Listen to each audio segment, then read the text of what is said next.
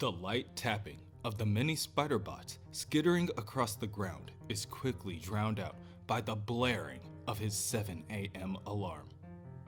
A full night of uninterrupted sleep is exactly what the doctor ordered, and as Otto yawns and stretches to greet the morning, he thinks to himself that it is finally beginning, the dawn of a new age, the first day of no Peter Parker prattling about in the back of his head. He is finally free to be the man, or rather, the Spider-Man that he wants to be. One of his spider bots crawls onto Otto's shoulder and alerts him on the city's current status. Both White Dragon and the Owl have been spotted on Bayard Street.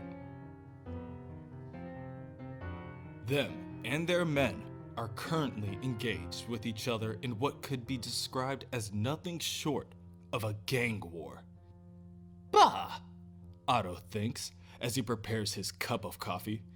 Parker was the reactive fool, stumbling from one adventure to the next, allowing his enemies to make the first move. I, on the other hand, wait only when it serves me. Let them thin out their ranks. Once they are suitably weakened, only then shall I strike. Just watch.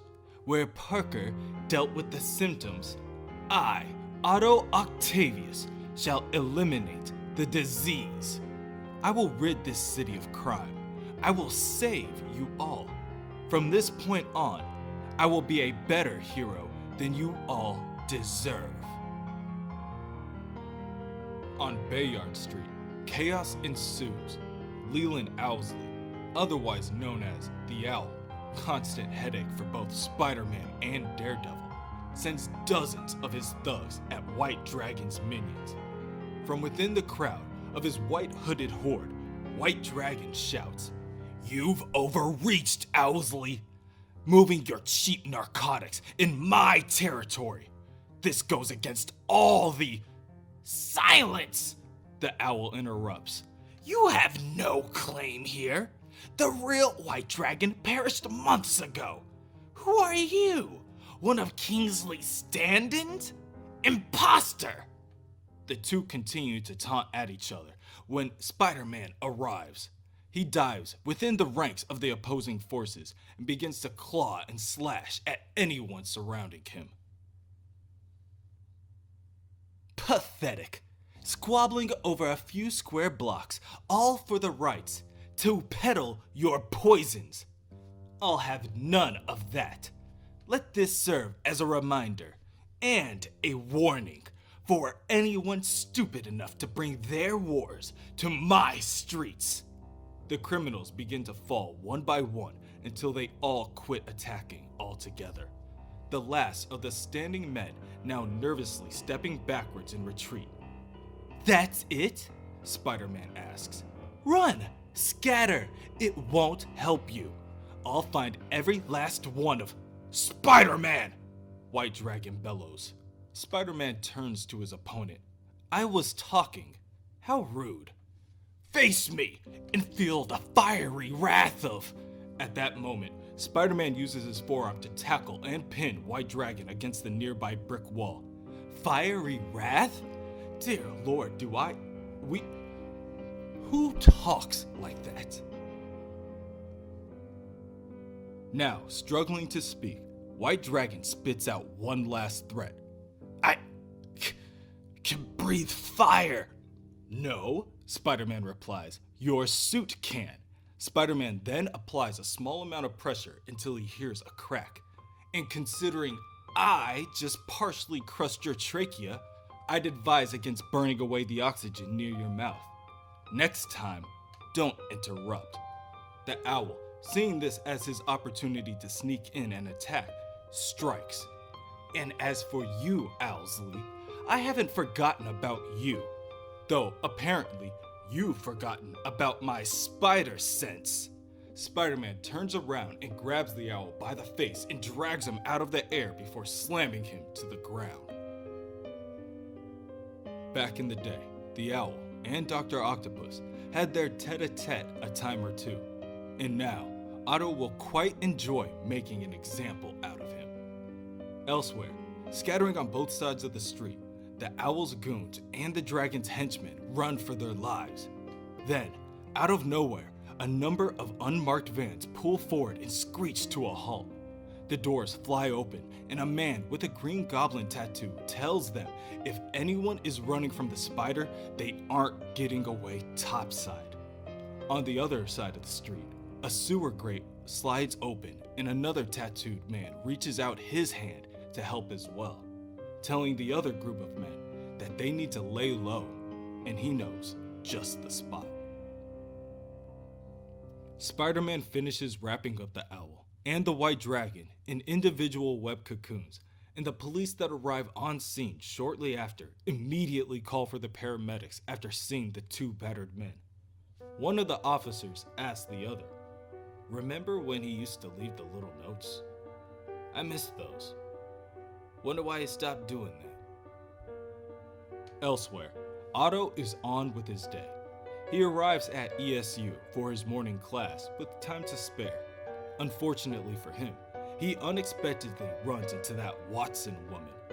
Mary Jane waves him down in an eager attempt to speak with him, but even after months of not speaking, Otto just blows her off, asking for another rain check. Within the police department, Captain Watanabe interviews a number of police officers. They have all been called in to inform her on the incident that happened while she was on leave. She reads the reports and it doesn't add up. At the moment, it seems the faithful blue wall of silence holds true. Both eyewitnesses and officers all seem to be lying to protect Spider-Man. When the officers leave, Captain Watanabe calls out Carly Cooper and asks if she's heard enough, but Carly isn't convinced. She's performed the autopsy on Massacre herself. His wrist was shattered. At the moment of death, he couldn't hold a gun. He was unarmed, and the gunshot wound that killed him, point blank range. Carly is convinced that the Spider-Man she knows would never do that. Not without taking a lot of good officers down in the process, at least. So, they'll just have to find another way to get the goods on Spider-Man. Elsewhere, within a dark lab, the Goblin cackles to himself as the two vulture children, now outfitted in goblin masks and attire, flutter about. He earnestly screws and tampers with the broken spider bot until he finds it. There it is, Spider. The chink in your armor. The devil in your details. The Trojan in your horse. One of the children, Goalie, floats closer and asks, "What's so funny, boss?" This, children, do you see? A design flaw right in the center of the spider's many eyes. "Sorry, boss," the child apologizes as he examines closer. "I don't see nothing." I know, dear boy, and neither will he. Come, my little cherubs, let's put this to the test. Within his class, Otto scribbles away at what, for the others, is a frustrating midterm exam. Once he finishes, he struts down the steps in the direction of Professor Lamaze, to both his surprise and ire. "Peter, back to your seat. There's no conceivable way you've completed this charming little diversion. Please, child's play. Don't bother checking, I aced it."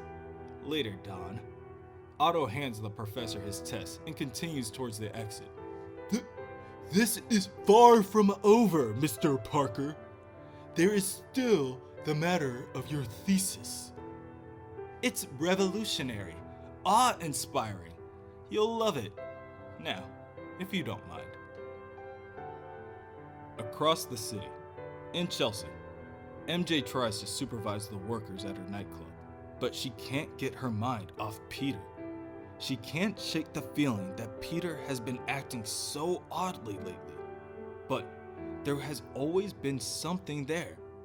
A hint, a spark, of the guy she used to know. But today, nothing. Just a sense of dread.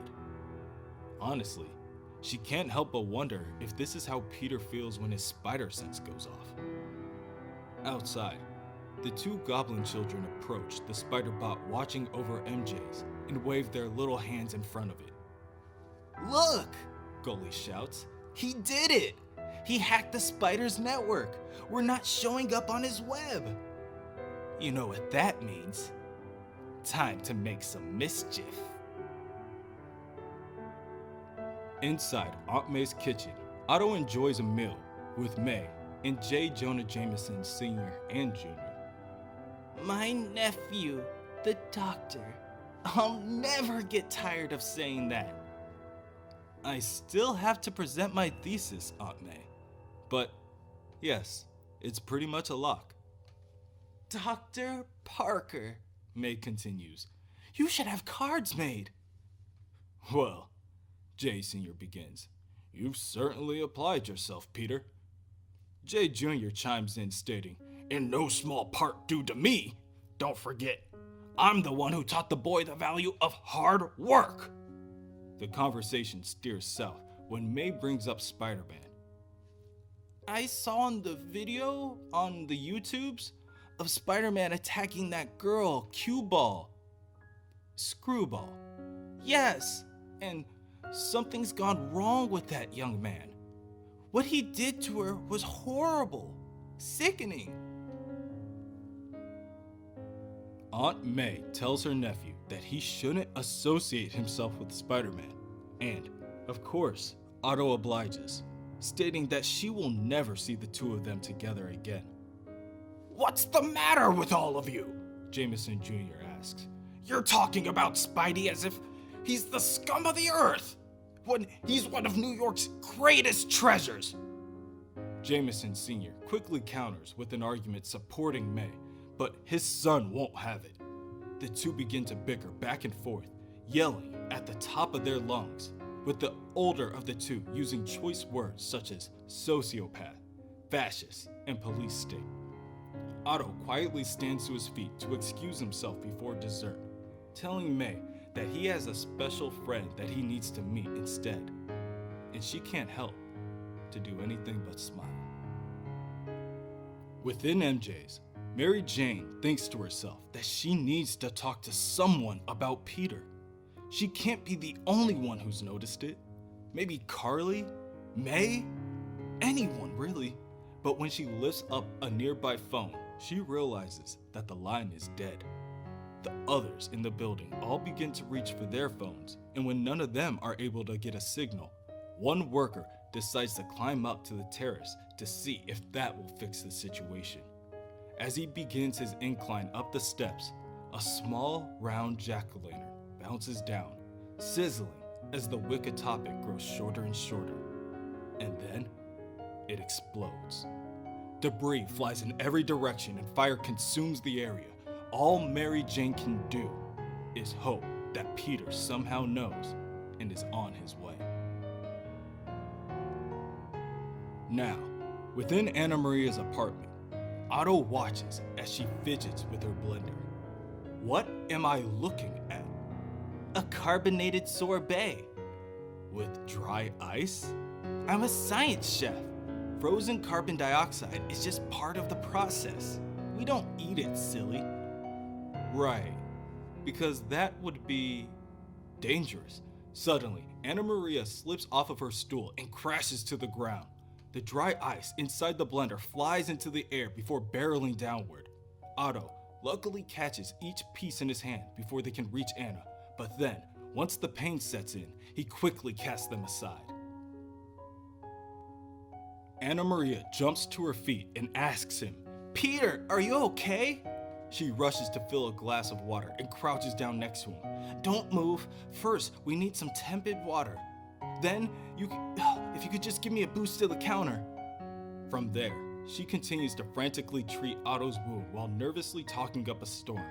She tells Otto that she can't help it. She's nervous, and he saved her. And then, After a short moment in silence, they share their first kiss. And then, much to Anna's chagrin, Otto's phone goes off. He again explains to her that he is an aide to Spider-Man, and right now, people could be in danger. He has to go. So he does. He leaves out the door and into the night. Inside MJ's, everything is burning to the ground. MJ's workers find that the doors are bolted shut and understandably decide that this was a planned attack. The others curse the cursed building as a whole, and Mary Jane does nothing but sink to the floor. She tells herself that Peter is watching out for her. She knows it. No matter what is going on between them or how much he's changed, he'll always be Spider-Man, and he'll always keep her safe. She just has to believe. She just has to have faith. The smoke in the air becomes thick, and all hope for Mary Jane's workers is almost lost when the large boot kicks in the bolted door and a voice commands everyone to stand clear of the area. Half a dozen firemen burst through the doorway and begin to escort out the innocents. Mary Jane, in her delirium, believes that it is Peter to her rescue once again. To her surprise, it's not, but she's close. As the firefighter brings her out to the city street and attempts to wrap her in a blanket and provide her a bit of clean oxygen, he tells her his name is Pedro. Across the city, Spider-Man finishes webbing up Tombstone and a number of his thugs. One police officer commends Spider-Man. Now, counting Tombstone, Spider-Man has taken down the heads of 3 crime families in less than 24 hours. Well, Sergeant, literally, it was all in a day's work. The officer raises his eyebrow at Spider-Man's cheap attempt at a joke and informs him that some of Tombstone's men got away. Not to worry, I'll find them. But first, there was a scheduling conflict. A fire across town? I rerouted the alert to the fire department. The cop, still examining the bundle of bad guys, answers, "A nightclub in Chelsea? Yeah, that got dealt with. Everyone's good." "Excellent," Spider-Man responds before swinging away. And that's how it should be, when everyone does their job and lives up to their full responsibility. Look at what we can achieve.